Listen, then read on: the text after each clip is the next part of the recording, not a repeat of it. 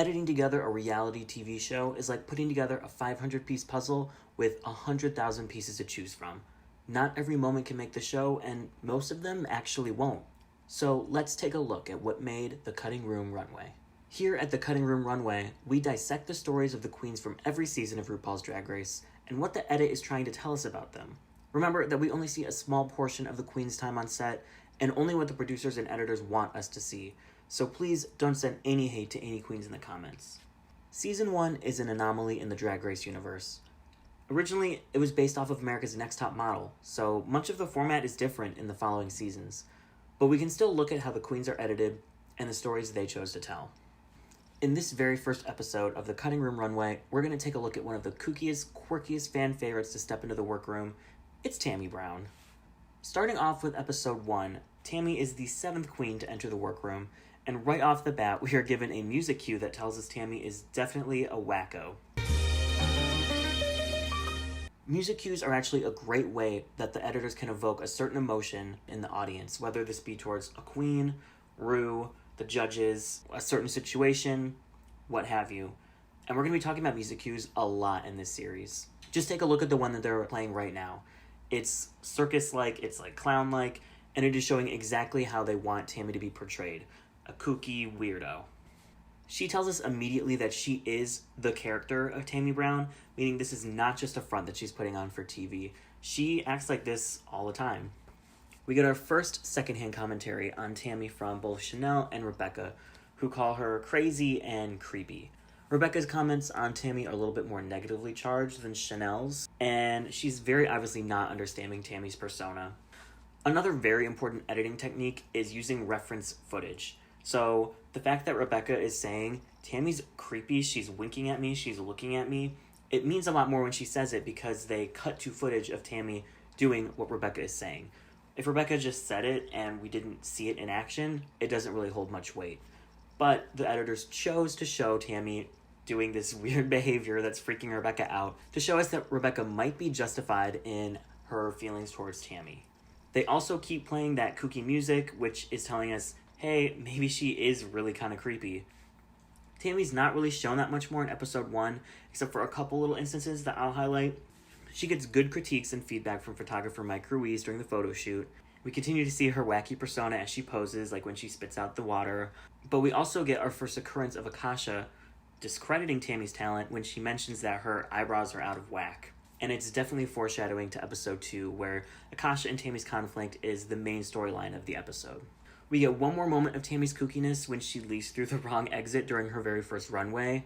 This could have been shown to foreshadow her unusual exit next episode when she refuses to lip sync, but I think it's more likely this was shown to really drive in the point that, hey, Tammie's weird, she doesn't know what she's doing, she's crazy. Tammie is safe in the first episode, which was the Drag on a Dime challenge, so there aren't any more moments to discuss from this episode, but we can move on right to episode 2, which is Tammie's elimination episode, and we have a lot of content to sift through for this one. Right off the bat, Tammie starts off in a bad spot right at the beginning of the episode, where she is picked last for the girl group challenge. We then hear her say that she's with the black girls, and we can assume that she didn't mean harm from this comment, but the look on her teammates' faces make it very evident that they found it unnecessary at the very least. For the Maxi Challenge this episode, the queens are split into teams and must perform a Destiny's Child song, while also making costumes and hair to appear as if they are a girl group. Tammie's on a team with Akasha, Jade, and BB, and Akasha tells us in a confessional that she is not happy to have Tammie on her team, since their personalities just clash. This is not that surprising, since we heard Akasha comment negatively on Tammie back in episode 1. We get a very human moment from Tammie when she tells us that she's starting to realize that her fellow competitors are not understanding her or where she's coming from with her drag. It makes the audience feel bad for Tammie, as we see her as a fun and kooky character up to this point, while the fellow queens seem to have written her off immediately. As the team is coming up with ideas for their costumes and hair, we see BB harshly reject Tammie's ideas, not even seeming to care about what she has to suggest, and continuing to write her off. Tammie comments that this makes her feel bad, and at this point, she's seen as a victim by the audience and the edit, with the other queens on her team being unfairly rude, namely BB and Akasha. That is why when Tammie sticks up for herself to team leader Akasha, it comes across as heroic, and we are rooting for her. Akasha is portrayed as the villain in this episode, both by Tammie and her other teammates. After continued mistreatment, Tammie lets Akasha and the rest of her teammates know that they are not listening to her, and we even get secondhand commentary from Jade, who sides with Tammie and feels bad for her, strengthening the narrative that Tammie is being treated unfairly. We also hear from Jade that she feels Tammie is having trouble adapting and seems one-dimensional. Based on what we've seen up to this point, it makes sense and leads us to believe Tammie might have some issues fitting the mold of what Ru was looking for in this competition. The team are seen to be splitting up roles, and Tammie's working on costumes. We're shown lots of footage of Tammie working on the costumes, and this is backed up by Jade, who comments how much Tammie has been doing. It also seems like she has the hardest job, since one person just needs to do hair, one person just needs to do makeup, and Akasha's doing nothing. And Tammie needs to make 4 outfits from scratch. So this shows us as the viewer that despite her negative treatment by her teammates, Tammie is still willing to be a team player and put in the work, even if it isn't her vision that she's creating. It also continues to paint Akasha as the villain in the storyline, since she's doing absolutely nothing, yet Tammie's working super hard. When Ru comes around and checks in on the queens, he takes note on how Tammie did not push her ideas forward more, and comments that it might be bad that she didn't take charge. This makes us feel bad for Tammie, who we know was silenced when she tried to voice her ideas. It makes us worried that Ru and the judges will not see this as an excuse if the costumes are not perceived well. The competition seems to be getting to Tammie as we see her starting to show the stress in the workroom, which continues to foreshadow to the viewer that the competition might be too much for her. We get one last montage of Tammie-isms, but this time it's portrayed as more annoying by the other queens, and the audience can understand why, as the cutting makes it seem like this is a very regular thing for her to shout out these weird things out of nowhere. Tammie's entire run can be described with her one confessional, where she goes on to say that she's not one for competing and doesn't like what it's doing to her. This is warming up the audience to think that her going home might be the best thing for her, as the competition is very clearly negatively impacting her mental health. I believe this clip was shown to make her elimination sting less, since staying in the competition would likely make her continue to spiral. Despite doing well in the costumes, Tammie struggles with the choreography during the performance, and is very clearly out of her element and comfort zone doing a Destiny's Child song, something that she also mentions during judging. During the judging, Tammie comes off as very standoffish, almost as if she was already anticipating the negative critiques that she was given. It comes off as if she's annoyed to have to keep explaining her drag to people and refuses to acknowledge that she could have done better. These aren't the kind of songs I like to do, I'm sorry. That's why it's a challenge, Tammie. Well, I did what I did. While it's understandable why Tammie would not want to change her persona for the competition, her coming off cold to the judges is very evidently her letting off steam from all of the flack that she has been taking from the other queens in the competition. Tammie's downward spiral continues when she is put in the bottom 2 against her team leader, Akasha.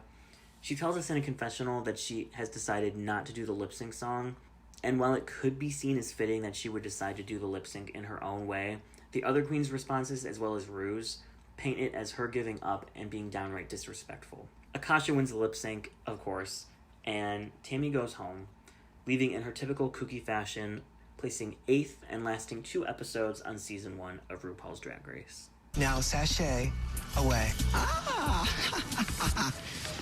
Buenas noches. Some of her fellow queens do have some kind words to say about her in the following episode, with Chanel saying that she misses her quirkiness, which harkens back to her much less negative perception of Tammie when she first entered the workroom. Jade also continues to support Tammie, as she did in the previous episode, when she says that Tammie did twice as much work as Akasha did, and alluding to the fact that Tammie deserved to stay more than Akasha. We don't hear from or see Tammie again until the reunion, but oh wow, this one episode cemented the fact that Tammie is a Drag Race and TV legend. Most of Tammie's tidbits in the reunion are to express that Tammie is understood by Ru and the audience. While not every queen in the competition, namely Akasha, got where she was coming from or who she was, Ru continuously showed her love and support. From laughing at her entrance to cracking up at her Tammie-isms with pork chop, her small segment was almost exclusively giving her the respect that she did not receive in the competition. Instead of fixating on her beef with Akasha or her refusal to perform in the lip sync, they kept it mostly all positive. Whether this was due to the positive fan reception she received, or if it was just cut in the edit, Tammie avoids scrutiny from Ru for the whole first half of the reunion, unlike many of the other queens. Until this happened. That's your responsibility. Use your mouth. The original reunion face crack moment. Don't worry, Vixen and Valentina, you guys will get your moments later. This is probably the only moment from this entire reunion still referenced or remembered, and Wow, you can definitely see why. For someone to stand up to RuPaul like this, yes, that's just a cultural norm at this point now, but back then, what an icon. A few things editorially to discuss. We don't know as viewers whether Ru and Santino did call Tammie a loser, as she points out, since there's no footage of it on the actual series to back up her claims. Tammie also explains in her recent Exposed interview that they cut some of the context out of her iconic "I don't see you walking children in nature" line. I highly recommend watching this interview. It's a trip, let's just say that. But maybe I'm crazy, maybe it's because all of the terrible things about Ru have come out since this episode, but I actually feel like Tammie comes out of this argument looking better than RuPaul. Okay, all the faces she makes afterwards might have put her into straight up petty territory, but wow, I just want this face tattooed on my body. There are a few more interesting moments with Tammie in this reunion. The two that stick out the most are when she sticks up for Jade when Ru heckles her on her dick size and supports her in her claim that she should not have gone home. This is a cute little moment, as on Tammie's elimination episode, we saw Jade support her time and time again in the confessional. She also doesn't raise her hand when Ru asks the queens if Rebecca should not have been in the final three. This could have been because she believed Rebecca really should have been in the final three, but, I mean, come on. I think it's likely she was not here for all the negativity, like she said to Ru earlier, and was not going to feed into the catty nature of discrediting other queens, which is something she's had to deal with through this entire experience. One final moment during this reunion really wraps up Tammie's whole narrative, and it's something Ru says to her early on in the episode. She calls Tammie lovely and unique and states that she's going to be remembered forever.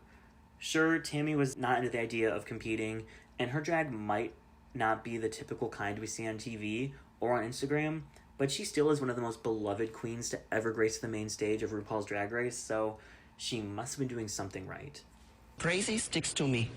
Like ribs. The Shade-O-Meter tells us that Tammie on season 1 of RuPaul's Drag Race was a congenial queen overall, but definitely has some shady moments as well. Overall, Tammie's edit tells us that she's a weirdo, and not someone that everyone is going to understand, and because of this, wasn't treated so nicely by some of the queens. But she also did not take shit from anyone, and was able to stand up for herself, even to RuPaul.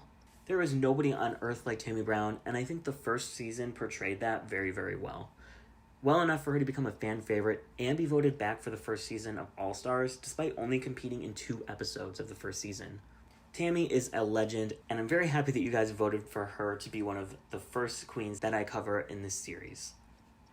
Thank you guys so much for watching. I upload a new video every Friday and have some more fun series to debut in the coming weeks. There are 3 more episodes of the Cutting Room Runway for Season 1, based on the queens you voted for, so make sure to subscribe and hit that notification button to get notified when my new videos are released. And check out my Patreon if you want to support the channel and get some fun stuff in return. It's been a hard day of investigating the edit of Tammie Brown, so I'm going to go teleport myself to Mars. I'll see you guys soon.